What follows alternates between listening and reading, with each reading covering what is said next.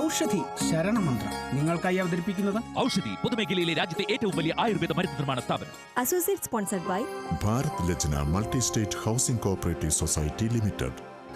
സൂര്യദേവമഠം കുബേരാശ്രമം ആയൂർ കൊല്ലം.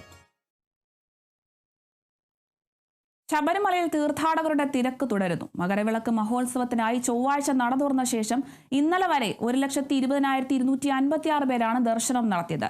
December 30 വൈകിട്ട് 5 മണിക്കാണ് നട തുറന്ന ശേഷം 5,72,056 പേർ ദർശനം നടത്തി. വിർച്വൽ ക്യൂവിലും 20,477 പേരും സ്പോട്ട് ബുക്കിംഗിലൂടെ 4,401 പുൽമേട് വഴി 4,283 പേരുമാണ് എത്തിയത്.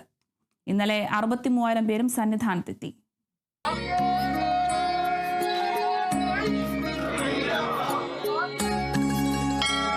ഔഷധി ശരണമന്ത്രം നിങ്ങൾക്കായി അവതരിപ്പിക്കുന്നത് ഔഷധി പൊതുമേഖലയിലെ രാജ്യത്തെ ഏറ്റവും വലിയ ആയുർവേദ മരുന്ന് നിർമ്മാണ സ്ഥാപനം. Associate sponsored by Bharat Lajna multi state housing cooperative society limited.